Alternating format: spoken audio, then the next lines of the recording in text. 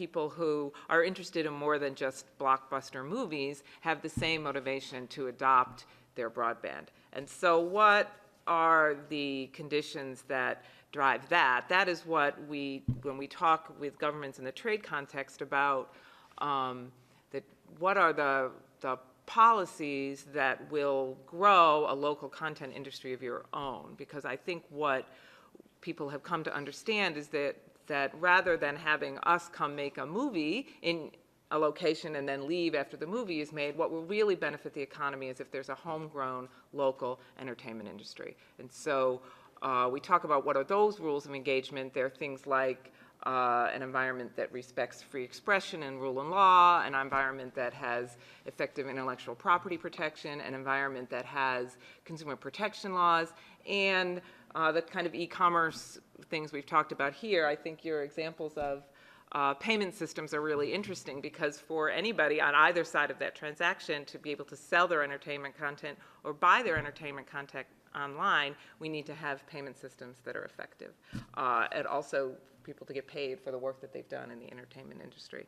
So setting up the policy framework that will let those kind of local economic conditions grow a local entertainment industry, I think is something we like to keep an eye on as we set up the rules under the trade agreements. Terrific, thanks, Ellen. So Audrey, you know, just building on that, Ellen's already talked about some alternatives beyond major trade agreements for developing digital trade, and other ideas? Thanks, Eric. I just want to take a slightly different approach to the issue that I haven't quite heard yet from the panel, and that is the idea of data as a method of trade and digital trade. It's certainly in a lot of the sector a very important topic, this idea that we need data flows across borders to be able to realize some benefits from computing, from big data analysis, from potentially AI, and the aggregation of data for things like healthcare that Chris and others have mentioned. And so I've observed that we've tried for quite a few years now to have a digital trade agenda in major trade agreements, and that's been strained in some ways. I don't know that we've had a huge amount of success. So I think what's interesting to me is talk about, is there other ways to get to reasonable policies around data flows, whether it's also in trade agreements, but maybe there's other ways beyond just the big trade agreements like big multilateral agreements, because we do see governments erecting barriers to those data flows for various reasons. Some of them are local content related, the desire to in order to develop a local content industry, to try to force data to stay in a particular locality.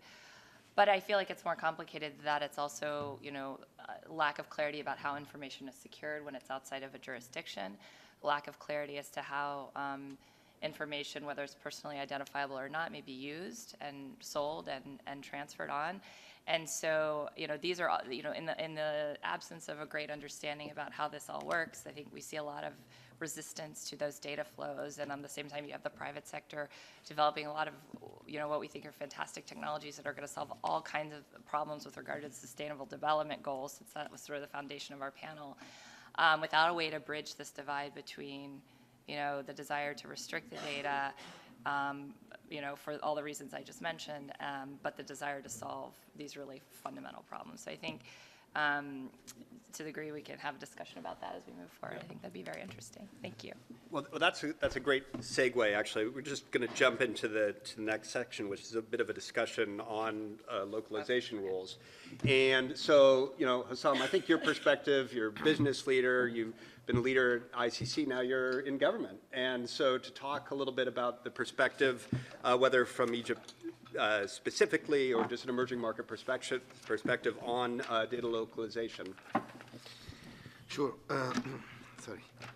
Well, fortunately, Audrey said a lot of good things exactly that I was going to say.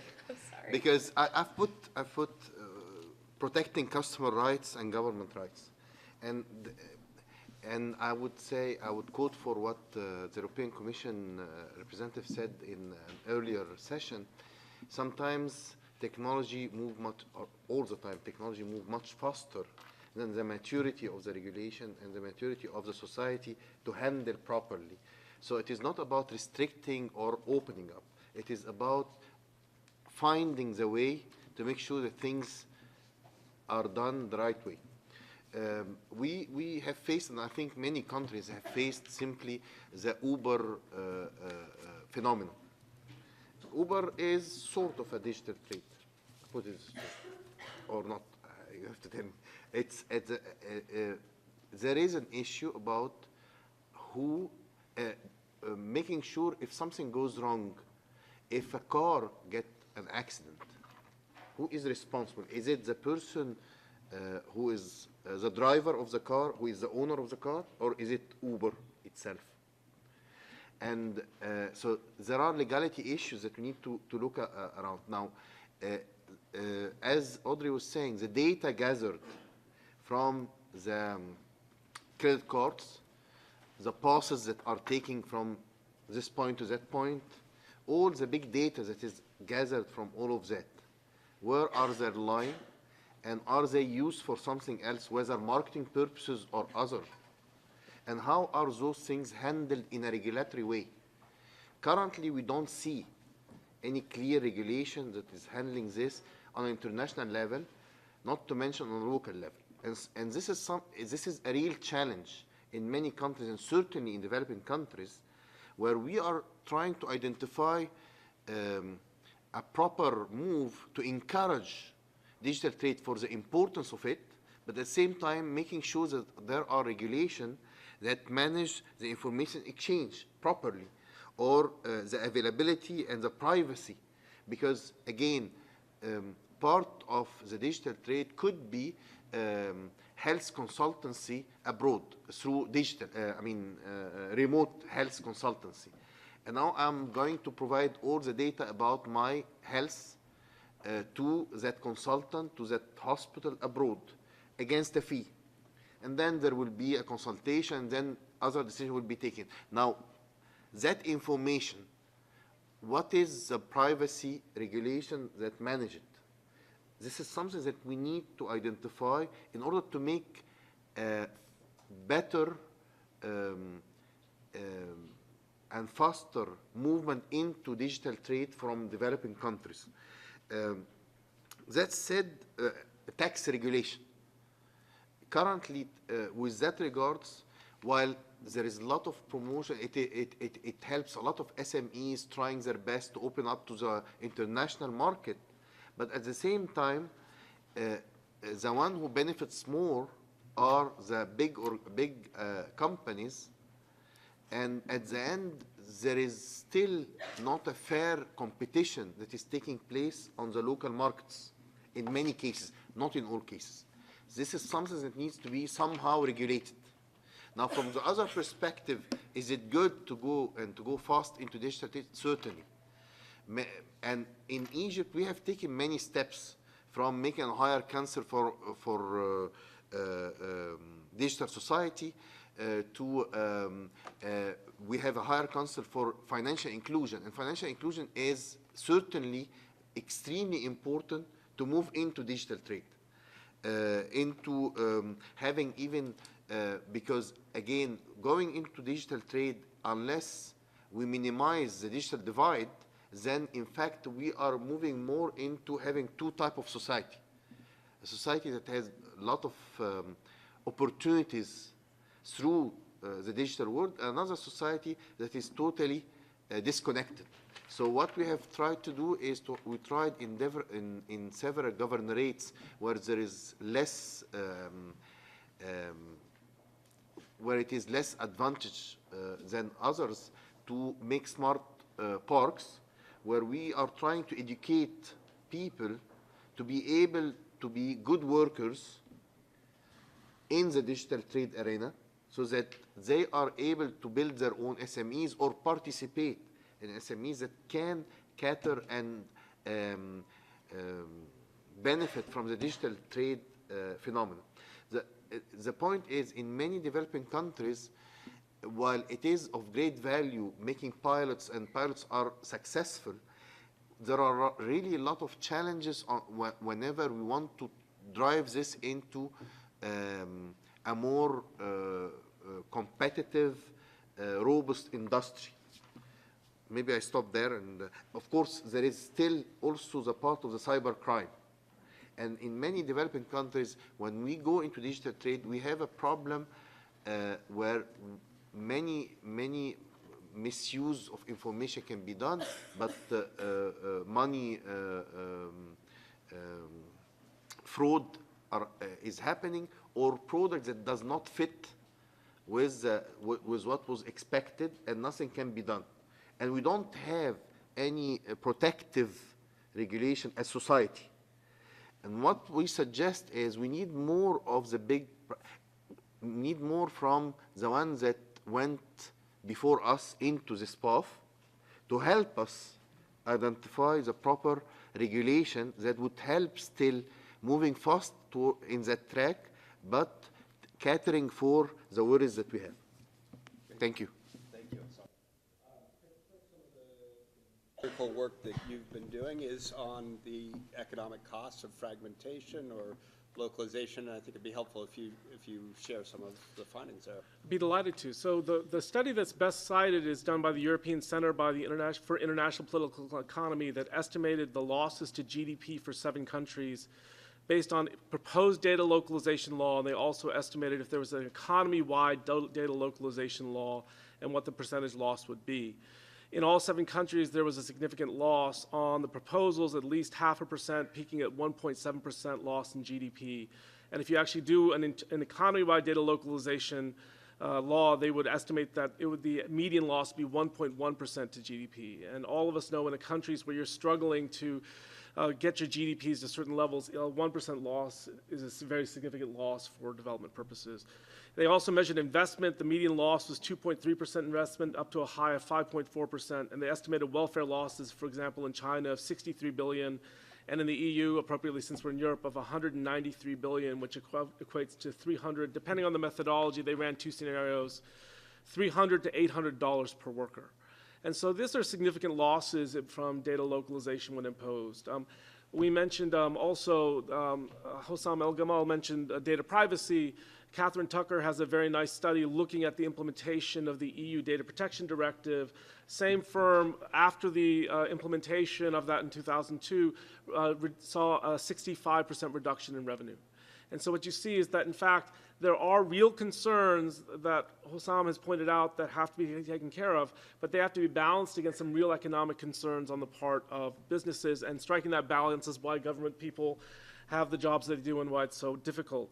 Now, what's fascinating is in cross-border data flows, Business Roundtable's come up with some new business models: interconnected machinery, big data analytics, back office consolidation, supply chain automation, digital collaboration, and scalable cloud are all requiring the movement of data across data borders in a very different way that have been very poorly studied and misunderstood and not fully understood. And we have to bear in mind that one of the costs as we see these moves move forward is you lose some of the benefits of those innovations.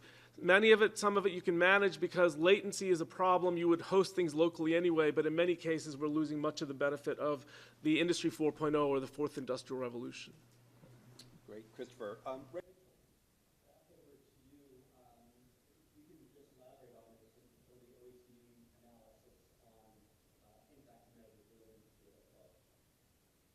Thanks, Eric. Well, first, let me say, from a personal standpoint, I'm a huge fan of data flow.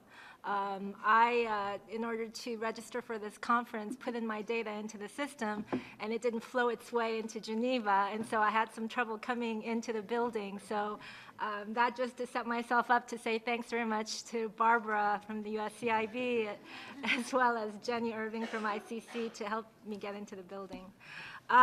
On data localization, basically, it's introducing digital border controls. The implications aren't well understood. We've conducted business surveys on this. Businesses have told us that data is pervasive in doing business. And they are becoming increasingly concerned about some of the data localization measures, while not fully understanding its complete impact. We also know that separating out personal data from non-personal data is very complicated and can be costly. But in this area, as in my earlier intervention about measurement, there's a great paucity of data. And here I'd like to just make a pitch to all of those who receive our business surveys. Our analysis is only as good as our data that we receive. And I was very pleased to learn that a couple of our panelists here are in the process of filling out our surveys. So our brain trust back in Paris will be very happy with that. But basically, there are two types of localization measures. There's the cross-border data restrictions, and those restrictions are applied horizontally across all sectors, and it basically targets personal data. There is also the local storage requirements, which tends to be sector-specific and in areas such as finance and health. At the outset, I should say that precise data on the restrictiveness of measures is not currently available. But what we have done is, based on the information that we've gathered, we've used an economic model, a CGE model, to apply a shock to businesses to see what the impact of that shock would be. And basically, for those of you who are economists out there, we apply the 1% shock because we know that trying to comply with data regulations, there is a cost incurred there. And what we found is that the impact on cross-border data flow restrictions, the countries and sectors that are most exposed to global value chains and are reliant on exports are the most impacted here negatively. In terms of local storage requirements, the negative impact is also across all sectors except the domestic, what you would call data sector. Basically, across the board, competitiveness fell. In the cross-border data restrictive measures, there was also a spillover effect to the neighboring countries. Even if the neighboring regions didn't have any data restrictions, they were impacted by their neighbors' restrictive measures. But in contrast, the local storage requirement measures, we saw a very small, almost negligible impact on the neighbors. Basically, to conclude, given that internet is global, and the costs resulting from a patchwork regulations around the world, we feel that it would be to everyone's benefit for the global economy to come together to try and address something that's homogeneous moving forward. Thanks. Great. So this issue around localization, I know it's an important area. I want to just check and see if there's any other comment, either in the panel or in the room, on this area of our conversation. Yeah, we have a question. Thank you very much. I'm Sanya from Third World Network. And looking at the SDGs that can be affected by this, some of the countries that have data localization requirements actually do it to help their SDGs. For example, SDG 17.1 is about improving tax collection, and so the New Zealand government requires tax records that are held on the cloud to be stored in New Zealand so that when they want to investigate tax evasion, they can actually get hold of them. Because we heard in an earlier session here from a US government former prosecutor who said that it's almost impossible to get that data out of other countries via those mutual legal assistance treaties.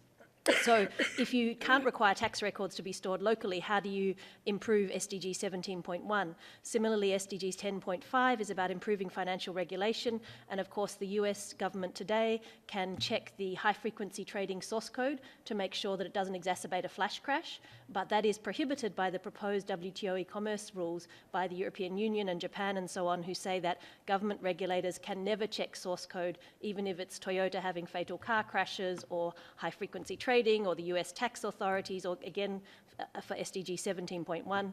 And there, of course, there are other SDGs that are affected, like on technology transfer.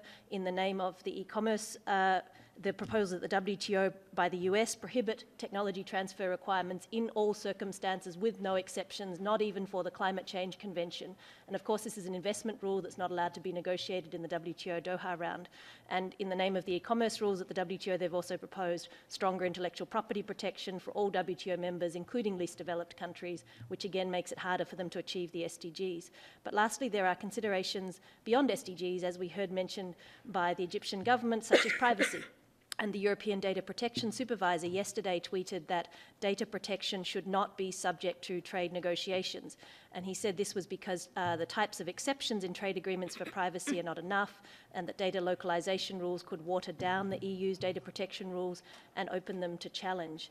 And then in terms of the studies about the impact on foreign direct investment of these kinds of rules, it's very surprising to hear that, because I've read the studies about what drives FDI, and the economists agree that it's things like market size. Brazil, China, India get lots of FDI. Natural resources, if you have oil and gas. Peace and security, good infrastructure, human resources. It's not about whether or not you have data localization rules. Even the World Bank agrees with this kind of economic analysis that I just mentioned about what are the real drivers of FDI. Thank you. Any reactions? So responding directly first to the point about FDIs, because it's something I talked about, there's no question that the data localization is not the primary driver. That's not the question. The question is, given the principal drivers, will data localization have an impact on the margin? And the answer is, and will it have a meaningful impact on the margin? And the data seem to suggest the answer is yes. Just like any, it's interesting, sort of, I didn't talk about fragmentation earlier. There's pretty good evidence in some of the studies I've done that, if you will, regulation is the new trade war. It's not tariffs anymore. It's also hashing up the different sorts of regimes we face and making that happen. Now, is that going to stop trade from happening and direct investment happening? No. Is it going to make it harder? Are we going to lose some margin? Are we going to lose some benefits from customers? Yes. So the other thing is, I'm hesitant, the other thing I'd like to say is, the question about taxes to me and hard data localization to me is a bit of a false dichotomy, where at the beginning of this, we actually can come to creative solutions. To say someone cannot host data outside is a different question to say whether the government has access to the data it needs to do taxes. So many countries are simply requiring that a single copy be housed in nation and allow the rest of it to be housed elsewhere as well, which preserves the need of the government to get access, while at the same time giving businesses the freedom they need to deliver the high-quality services that consumers are demanding. I could talk more about technology transfer and privacy, but the thing I would say is we should think of this as a trade-off. That, in fact, it's often to take your favorite issue, whether it's data protection or technology transfer, and say, this is very important. What we need to understand is the people of the world, by making anything too strong, can eventually hurt the very consumers we're trying to protect. And the tougher question that we face as policy people is to find the forces on both sides and striking a reasonable balance between them, as opposed to saying, oh, this is going to hurt this one consideration that happens to be in the discussion at any one time. Mac. Yes, thank you. Thank you for highlighting the TPP is a big issue about the source code access. Japan is strongly supporting the anti-access to the source code. And something, just briefly, I would like to highlight what is happening in APEC compared to the GDPR in the EU. We have a so-called CBPR certification mechanism, which is the cross-border privacy rules. And this is applicable to the APEC regions, but they are expanding to the other regions in the world. So the GDPR and CBPR is comparable because in CBPR is so-called something like the co-regulation models. It's not a hard rule, the soft rule. So not the government, but the industry, private sector can be involved in this operation of this certification mechanism. So this is some hint for us. So the GDPR is still good, and it is a good reason to think about the data localization, like the previous speaker has mentioned about the SAP study, the impact on the GDPs. But at the same time, we need to be accountable and very responsible from the viewpoint of the private sector. So this is the certification and co-regulation and soft rule is a very good thing to achieve this SDGs in the future. Thank you. All right. Thank you very much, Mac, and thank you for the intervention before. So let's shift into the next section, and that's to talk about some of the dimensions of fostering user trust in the digital economy. And of course, across many panels this week, and at all times, you're going to be discussing issues of privacy and security, and how, indeed, that has to be that notion of trust has to be a component of a business model, in a sense, for anything to be sustainable. If it's undermined or if it's not there, it just won't be stable. Audrey, we haven't talked about artificial intelligence yet, and I want to bring that into the discussion. If you can just share some thoughts based on Intel's work in AI, how that's going to impact trust, some of these privacy and security concerns. Yeah, sure. Thank you. There's been quite a lot of discussion about AI this week, and I think that it's a big topic. So I'll try to be succinct about it.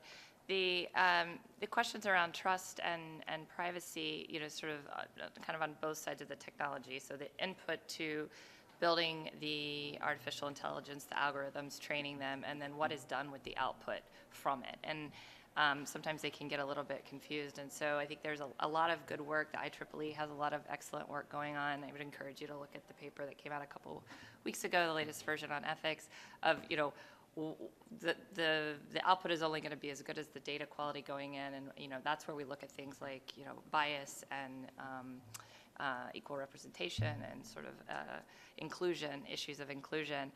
But we need data. We're going to need data, to realize the potential of AI. We will need to have data. And so the question of, where are those data coming from? How do we clean it? How do we ensure that it's, traceable and accountable, so that, if we want to go back and look at why something happened, we can trace back the data. These are all really important questions that if anyone told you they had the absolute answer to, they would be not totally being real.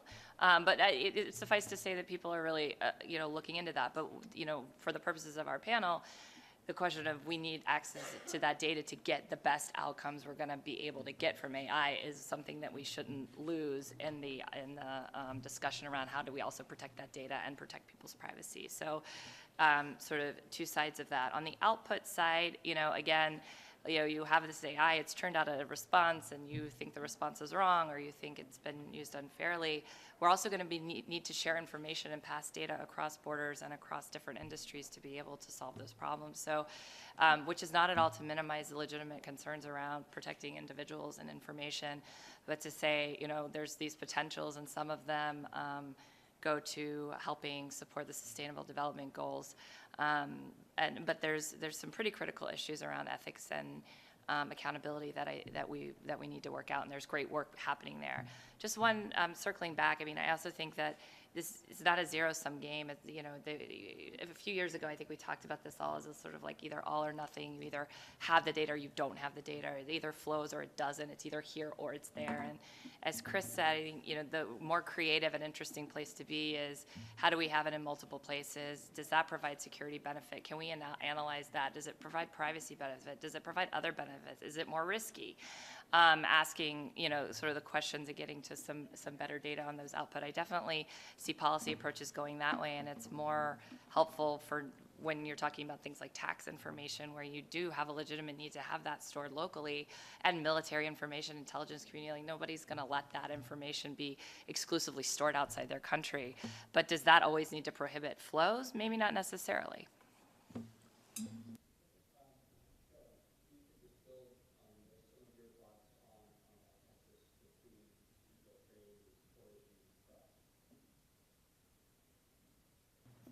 Thanks, Eric, for giving me a really easy question. So just kind of building on some of the topics that's been put out there, I mean, I think that the title of this session is really, leveraging,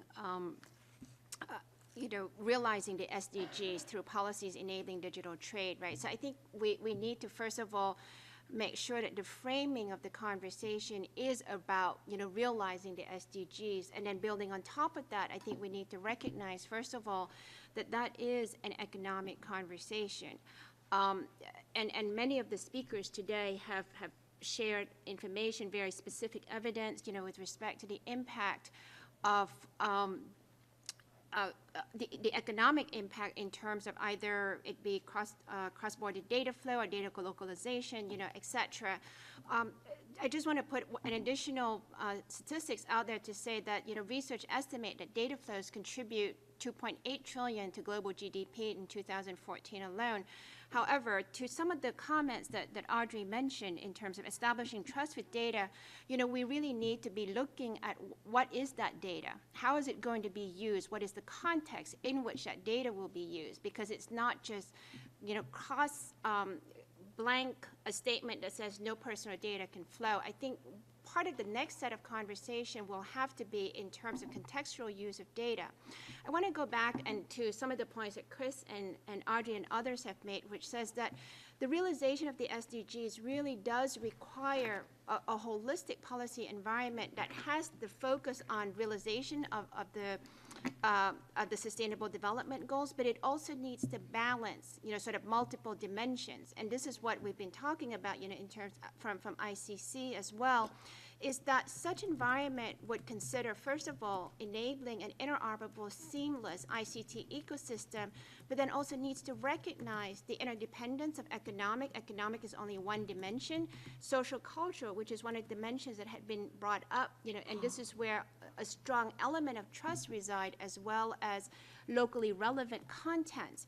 And then technical, how do we continue, how does such a framework continue to encourage innovation, but then governance, because we really, really strongly believe that the different stakeholder communities have different needs, different insights that can drive practical policy framework, and then focus on enabling sustained investment. So if, for convenience, ICC's put together this chart that says, what is such an enabling economic development, what are the dimensions, what are the different stakeholders, et cetera. Trade agreements that optimize the benefits of digital trade would, we believe, have to enable the free flow of data across borders and prohibit local computing environments. The agreement should also, more importantly, promote policy coherence, because part of this conversation around digital services and digital trade is that it's beyond the national borders. And I think we heard some of that in terms of the impact on the regional economy in terms of cross-border data flows. But it would also have to support the Internet's enabling role for small and medium-sized enterprises to grow and trade globally. That is the foundation of economic growth. And then lastly, open up trade and investment in services, because services is where the opportunity for economic growth would come from. Thanks, Aaron. Karen. Hello. If you could talk about some of the work in IEEE in this area, just on the topics of optimizing privacy and security.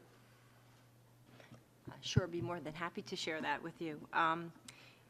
People may know IEEE is a very large technical organization and is a standards developer as well.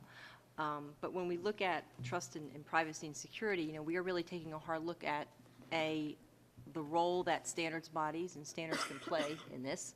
Sometimes we think about standards and technical standards, and it seems almost sort of a separate world unto itself, where these are different documents, used for interoperability and things of that nature. But they do work within the larger ecosystem, and they do impact trade, and even from the perspective of how sometimes standards can be used as technical barriers to trade. But that aside, we are really have a couple efforts going on to address these issues of privacy and security, and it's really more grounded from the aspect of trust. We hear a lot about, and we know the concepts of privacy by design, security by design. You know, we are starting to explore the concept of ethics by design. You know, we touch, and I know Audrey mentioned, and we were talking a little bit about artificial intelligence and autonomous systems.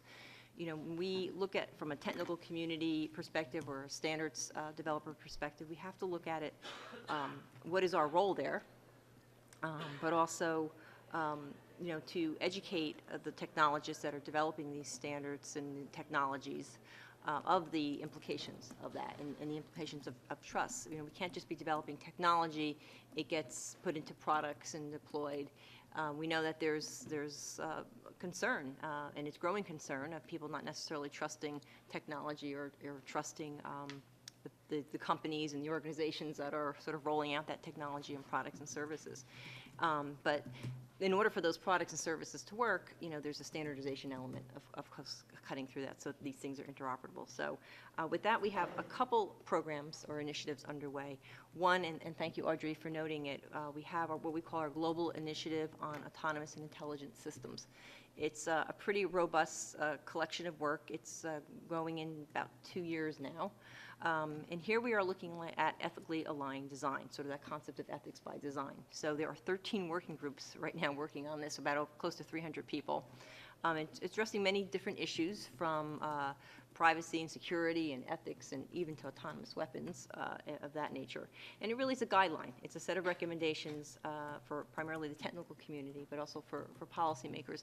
And when you think about it in the broader context of trade, it could also be applied there as well. So a couple weeks ago, actually, I think it was December 5th or 7th, I'm losing track of time as we're getting to the end of the year, we just issued the second version of that. It's open for public consultation. The deadline for that is, I think, March 15th, but I will check that for you. And I'll be happy to share that information. You could just sort of search for it and you'll come across it. There's another program that we're standing up on digital inclusion through trust and agency. And that is a little bit more focused on some technical aspects, but also the issue of identity as well. Again, you know, as you can see, these things are all kind of evolving and revolving around the trust factor and how we can contribute to the framework of trust through either, you know, the ethics work that we're doing as well as the digital inclusion work. And also looking at it from a standardization perspective and the role that standards can and standards bodies can actually play in that. Great, thanks. Halani, you want? I just wanted to take this away. I mean, it's clearly important for the large multinationals, this harmonization of, you know, what you can move and move across borders. But it really matters. I run a small not-for-profit research organization that works purely for public interest research. We work with trillions of records of call detail records from telecom operators in multiple countries. We get them historical anonymized records, so we don't know who these people are. So that's our way of trying to address the privacy concern. We are not using this for commercial purposes. This is purely SDG related. So one of the things that we are doing, in fact, is identifying where very poor people live based on whole lots of algorithms, including mobile reload patterns, which are available in the data from the telecom operators. This is not identifying individuals. This is identifying groups of people and areas. We are identifying where diseases like malaria and dengue spread. There are epidemics happening in certain countries. So these are clearly about the SDGs. And yet, the cheapest thing for me to do is to take these 7 trillion records each week that I get and put them on Amazon Web Services or something. And I cannot move it outside, for example, of Sri Lanka, because the operators will not allow me because of various rules or the lack of clarity of rules, right? Instead, I'm spending donor-funded money on buying air conditioners and running server space. Right? I should not be doing this. I'm getting the same data from operators in Bangladesh. Now I'm replicating my infrastructure in Bangladesh because my data scientists in Colombo cannot access that data, right? So this is not just about the big companies. This matters to me. This matters to the Bangladesh government. This matters to the Sri Lanka government because they are the direct users. They use our data for transport planning, figuring out where to put highways. Oh, that's a great example. Before I turn to Chris, let me just check and see if either with the we do have a remote participant. Right. So there's a comment. International trade is critical in achieving SDGs. E-commerce occupies an important, if not a dominant, part of international trade and is a prominent issue in Internet governance. World Trade Organization is a central institution in international trade governance, but at its inception, e-commerce was not born, and so little consideration was given to this on World Trade Organization structure and terms. Thank you. And let me check here. Yes, we have a question or a comment in the room. Okay, thank you. I have a question about ethics on the SDG. My name is Mohamed. I'm a part of GCAT G4 Living Lab, a think tank. And as an industrial purchaser, when you make a contract between a supplier and a customer, the contract is fair, is based on technical specification, cost, quality, and delays. But on B2C now, we were in an economy based on real goods. Comment on dit, the WTO? Oui. The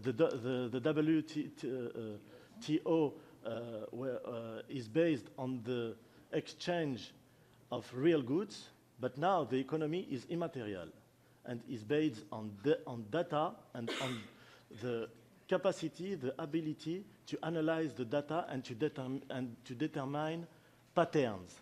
That is to say that everyone in this earth is able to put on the equation.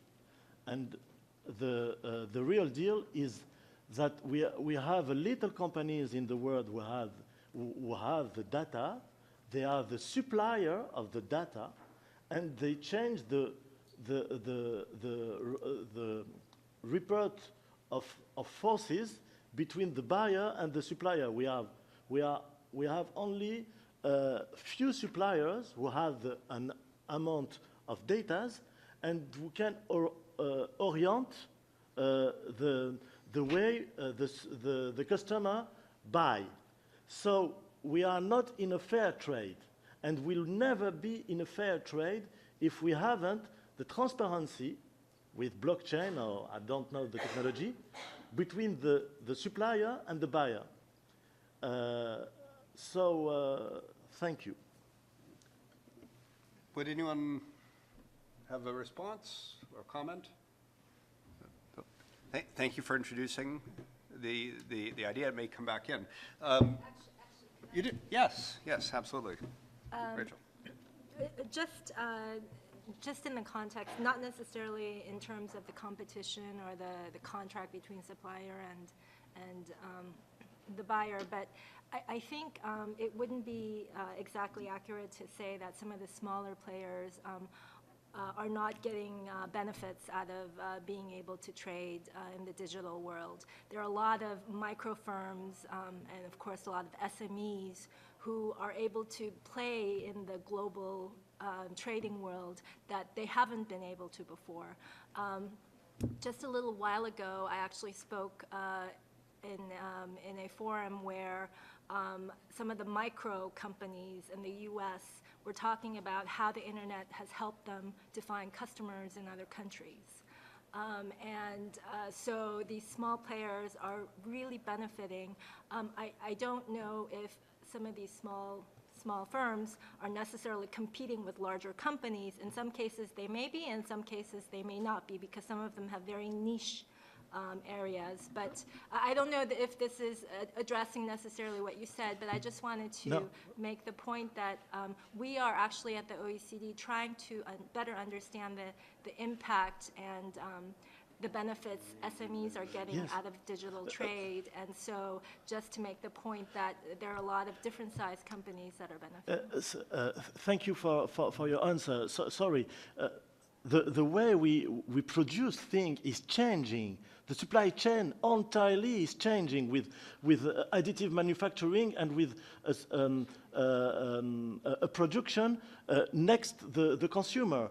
So we cannot resolve the the problem we have with or the new solution with the fourth industrial revolution with an old mindset. Sorry, because the way of production is changed. Thank you. Thank you. Christopher, some final thoughts on this segment here. If you could just expand on this, this balance or optimization amongst privacy and free trade and how a trade regime can be consistent with thoughtful data protection norms. Well, I think you've said the perfect word, Eric, which is the word balance. What we have to realize is even the biggest supporter of data localization realizes that we do not want 100% data localization. No one should want that. Why? Some countries have not been sharing data with Interpol because it violates their domestic data protection laws. And at some point we have to understand in a modern world where crime transcends borders, every citizen probably wants an optimal amount of data sharing across countries. It's not just about law enforcement, it's about, even on a personal level, consumers expect their services to work wherever they go and are increasingly demanding more and more flexibility. This is true about data protection. No one wants 100% data protection, even the strongest advocate. There are needs for law enforcement, there are needs of tax collection, but also public health. And in fact, what we're seeing is in consumer services, Google Translator works by correlating data that was not collected for a translator service, but is yielding tremendous benefits to consumers. No one wants 100% security. In fact, it can't happen. I could spend 100% of my product development budget on security. A, I would have no product, and B, it would not be 100% secure. It is impossible. So what we always have to do is look for that balance and understand that even in the balance, there will be some security failures, some data protection failures, and perfection is not our standard. The inevitability of a trade-off is to find a balance that works for consumers, and I commend what Mac had said. APEC has created this system of a certification regime. What companies need, companies care about trust and they understand it's important to their customers. What they want is a clear path forward, but also understand that I don't care. Every company knows that it's just a matter of time before they get hacked. It's a matter of time before something happens, and it's not a failure. We have to have a regime that reasonably balances the incentives and understand that we create the right incentives for people to create the best level of protection and the right way to respond. Okay, thanks. We're going to shift into a new section here and talking about some business and government responsibilities. And Esther, I'm really pleased to bring you back into the conversation. I mean, Singapore made some very conscious decisions about 17, 18 years ago to create a hub of information and infrastructure. And if you can just give an update and some of your views on the enabling environment to promote digital trade. More than happy to do so. And I thought it would be interesting to share what the Singapore government is doing to harness the power of digital trade to support better living, to create new jobs, promote sustainable and inclusive economic development, all of which are very much in line with the UN SDGs. So Singapore has embarked on this countrywide initiative we call Smart Nation. It was launched in November 2014. And I'll highlight two areas where Smart Nation has influenced the way government has approached trade facilitation, as well as the way we regulate. So on the first area, it is really a conscious effort and a movement towards e-facilitation in areas such as electronic authentication, electronic signatures, as well as paperless trading. And here I'll dwell a little bit more on paperless trading. A prime example being in the area of customs procedures. So today, all customs procedures associated with import, export, transshipment, these are all being done online through our national single window, which we call TradeNet. And this reduces the cost and time to prepare and process paper submissions and documentation. And this also allows cargo clearance to be expedited. So businesses, particularly the small ones, really stand to benefit because this really saves time, it streamlines processes. And very soon, actually in 2018, TradeNet will be upgraded to this new platform, which we call the National Trade Platform, which will be TradeNet Plus in terms of its features. And I think in the interest of time, I will point everyone to the Singapore Customs website to read more about the National Trade Platform. But two, I think the other more interesting element is really how we have shifted in thinking about the way we regulate. There's never a straight response to whether more regulation or less regulation is better from the government's perspective, and I think Hossam spoke to that earlier on this afternoon.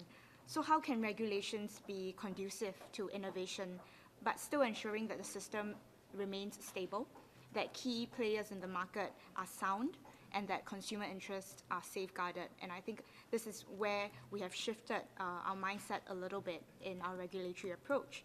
So for new technologies or new business models where our regulators do not yet know enough about, we have adopted a regulatory sandbox approach. So this approach is most prevalent in our fintech sector and facilitates the experimentation in a very contained environment.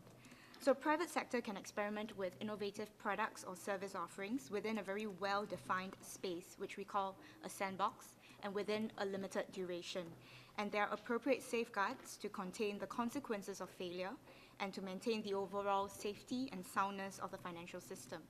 So through this sandbox, the Monetary Authority of Singapore, MAS, they provide regulatory support by relaxing very specific regulatory requirements on a case-by-case basis for the duration of a very specific project. So one successful sandbox example would be that of Policy PAL. It's a very Singaporean example, but it utilizes optical character recognition technology. So it digitalizes one's existing insurance policies so as to analyze current coverage and to make recommendations on how one can actually further improve on that coverage. So we have also expanded this regulatory sandbox approach to other sectors of our economy, such as the energy sector. So we are thinking about how we can make use of technology and digital trade to harness new business models and to improve the way that we generate and transmit energy domestically. Thanks. Thank you for that government example. Now for a business example, Ellen, if you talk a little bit about what's happening in the creative industries to help bridge global development gaps. Thank you. So I thought I would talk a little about, when we think about the SDGs as a business, what do they mean for us? And I think about it in a couple buckets. You can, as a business, kind of contribute to the problem solving of, inventing solutions to some of these problems that have identified and stated as goals in the SDGs.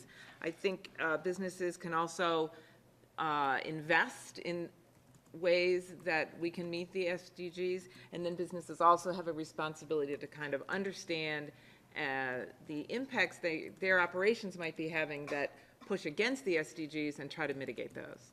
And I think what we've been talking about here today is in that middle bucket where businesses can be investing in activities that will help us meet the SDGs. And I think what we've heard is that the promise of digital trade is a way that we can make that more possible. And I think you raised a really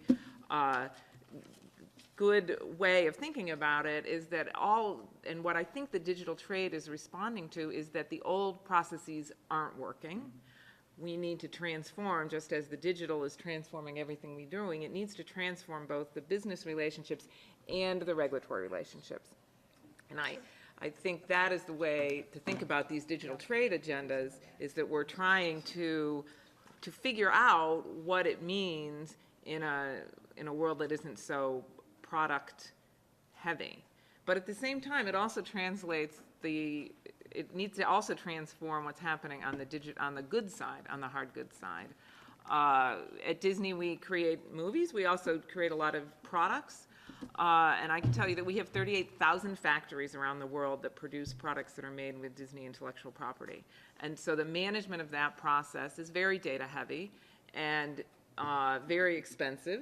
And so all the efficiencies that we see coming out of the digital trade environment, if we can streamline, you think about the examples that Singapore talked about, there's so many goods moving around. If we can even just remove the inefficiencies out of the paper customs process in every border that we cross, it would have huge benefits that could then be reinvested in the economic growth that would drive, I think, us towards meeting the SDGs. Great. Yes, question from the floor.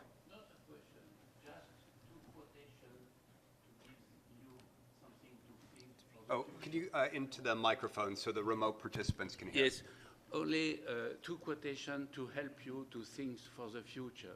The first quotation is from Albert Jacquard. Efficiency is an underproduct of lucidity. First, okay? And the second one is from a man, I think you know him, it's Albert Einstein. He said, we cannot solve our problems with the same thinking we used when we created them. Okay? So think to that as a summary of this workshop. Thank you. Helani, from the studies you're doing, if you could just bring in any additional gaps, either for government or for business, that you'd highlight some places where improvements can be made. So one obvious one is payments that are used by individuals. When people are doing work, when people are paying for goods online, so not just the pure digital trade, but sort of the digital sticky trade, which involves actual goods, but using platforms. One of the biggest problems in some of these countries is payments, because there's very low use of credit cards, so many people try and use PayPal. And yet there are many countries that actually don't allow PayPal because they don't think that the know your customer requirements that PayPal imposes is good enough for that country. Now, there's legitimate basis for this, countries that have been through post-conflict and are worried about terrorism funding and all that. But there is a real need for, at least on a regional or maybe global basis, to really talk about what that cross-border transfer of funds, especially small micro funds that these individuals are using, and that's really important, and the harmonization of those rules. Because especially for the digital labor, if you can't actually get paid or if the government is taxing that heavily, it just makes this, it's a global labor market. The job moves to another country. So it is clearly in the interest of the national government to keep doing that. The second thing is really obvious, actually. Actually just roll out the networks. The biggest barrier to digital commerce is actually not being connected and not having good quality broadband connectivity. And this seems really obvious, but we are still living in an era of low connectivity. So we've done nationally representative surveys in the Global South. We just finished them. And in Africa, we're talking about internet use ranging from 8% in Rwanda to the highest in 50% in South Africa. This is not a great track record, 10, 15 years after liberalization. Asia does slightly better, but we're talking Bangladesh at 20%, and the highest may be Cambodia at 37%, or Myanmar around the same. The only region that's doing well is Latin America, where Paraguay 53% all the way up to around 80% in Colombia. So we're talking not great numbers. So once you start from there, we actually ask them, have you actually used some digital trade platform thing? Everything from working online, buying services online, using Uber, and so on. And the incidences are really pathetically low. So in the 5 Latin American countries, people who have ever used it, not frequent users, ever used it, is no more than 25%. The platform-enabled goods deliveries, the service deliveries, the platform-enabled work. So this is low incidence. In Asia, we're talking under 10% of mobile internet users. So forget the percentage of the whole population. This is low incidence with a huge market potential to grow, and connectivity is one of the primary barriers, and mobile phone ownership.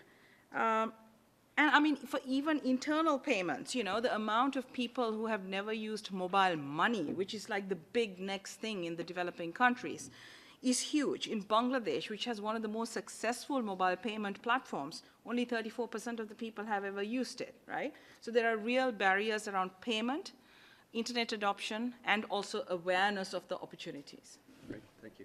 So I'd love to come back, Hossam, to you, and with free reign, either any additional comments you'd like to add to the last couple segments, or on the topic of internet governance, and observations you have on a relationship between internet governance improvements and realizing SDGs. Yes, I think one of the important aspects that can be taken care of to encourage further digital trade is financial inclusion.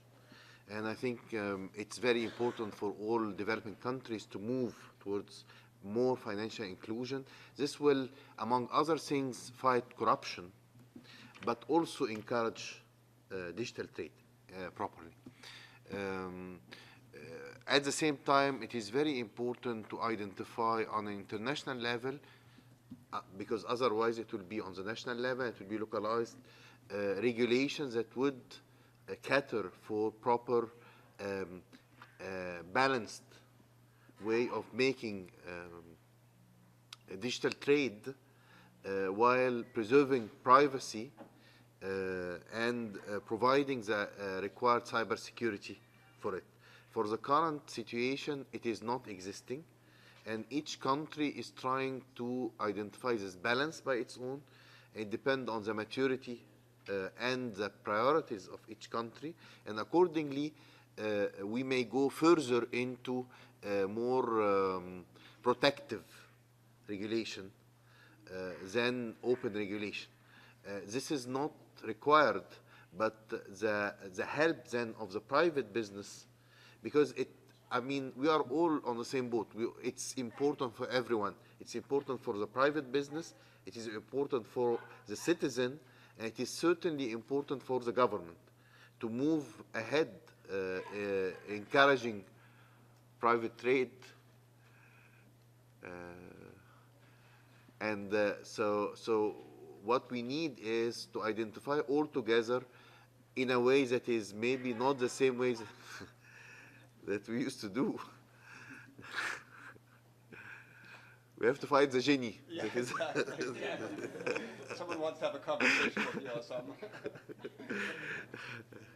So we need to find a way to balance this, and we need more work on that, because otherwise we have to blame ourselves, because then some will go more protective than others on it. But we all recognize the importance of moving forward with digital trade. We recognize also the importance of the shift of type of work that is required and workers. And for this, we need to identify ways of having different education system to prepare workers for this digital trade. Because even if we have good pilot that is taking place in some developing countries, we will find ourselves at a certain moment hitting a ceiling because we don't have the right workers to do it. Those are my comments. Thank you. Thank you.